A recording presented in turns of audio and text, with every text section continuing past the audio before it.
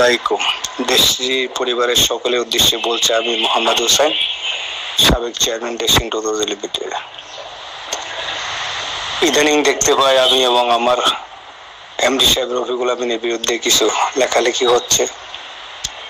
দেশ এবং বিদেশে বসে যারা লিখছেন এই ধরনের বাজে লেখাগুলো লিখছেন, তাদের প্রতি আমার সাজেশন থাকবে এগুলি এই নোংরামিগুলো আর করবেন না।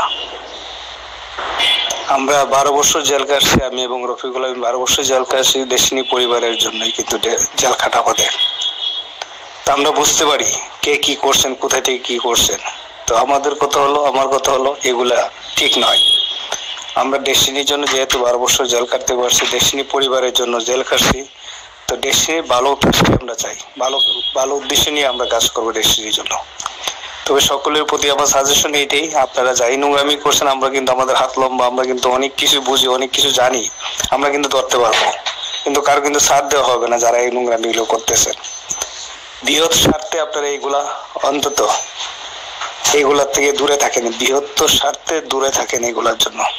আমি শারীরিক অসুস্থতার কারণে আমি একটু দূরে আছি, আমি চিকিৎসা নিচ্ছি, আমি শারীরিক অসুস্থ। তো আপনাদের প্রতি আমার বারবার সাজেশন হলো এই, আপনার নোংরামিগুলো করেন না, কাজ করার সুযোগ দেন, কাজ করে আমরা ডেস্টিনিকে এস্টাবলিশ করি, ডেস্টিনি আগের পর্যায়ে আমরা যাই। আমাদের সকলে একটা উদ্দেশ্য ডেস্টিনিকে নিয়ে, ডেস্টিনির বাইরে কোনো উদ্দেশ্য কারো নেই।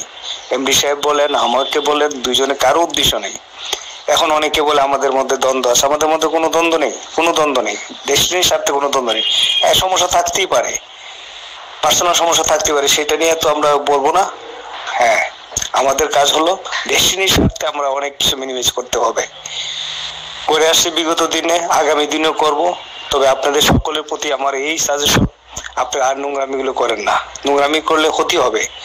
এই যে 45 লক্ষ লোক বলে থাকি আমরা বারবার, সবাই বলে থাকি 45 লক্ষ লোক আমরা বিনিয়োগকারী বা আমরা প্রতিষ্ঠানে কাজ করছি একসাথে, কিন্তু এই কথাগুলো মনে রেখে যদি কাজ করেন তাইলে আর নোংরামি করবেন না। যদি এই কথাগুলি মনে না থাকে তাহলে নোংরামি করবেন, তো নোংরামি করলে কিন্তু ছাড় পাবেন না। আমি এবং এমডি সাহেব আমরা ছাড় দেবো না।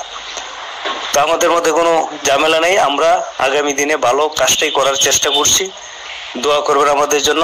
তো আমরা অতি শিগগিরই আপনাদের মাঝে আসবো ইনশাল্লাহ। আমি শারীরিক অসুস্থ, দোয়া চাই। আমি চিকিৎসা নিচ্ছি, আমি ঢাকার বাইরে আছি যেহেতু, সেই জন্য আপনাদেরকে আমি ওপেন হইতে পারছি না, ওপেন হয়ে কথা বলবো।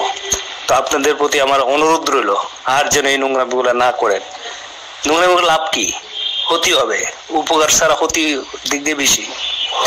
এই জন্য নিজেদের মধ্যে কাদা ছোড়াছুরি ঠিক না। আমরা কাদা ছোড়াছুরি করবো কেন? বৃহত্তর স্বার্থের জন্য আমরা কাদা ছোড়াছুরি করতে পারি না। নিজের কোনো যদি স্বার্থ ব্যাঘাত হয় তারপর আমরা ছাড় দেব, কোম্পানির স্বার্থে, নিজের স্বার্থ না, কোম্পানির স্বার্থে আমরা ছাড় দেব। আপনারা সকলে ভালো থাকেন। বারবার আপনাদেরকে বলছি, আপনারা দেশে বিদেশে বসে যে নোংরামিগুলো করছেন, কারা করতেছেন আমরা জানি। তবে আপনারা অ্যালার্ট হয়ে যান, আপনারা হুঁশিয়ার হয়ে যান, আর এগুলি করেন না। তো ভালো থাকেন, সকলের সুস্বাস্থ্য কামনা করছি। ধন্যবাদ সকলকে, আল্লাহ হাফেজ।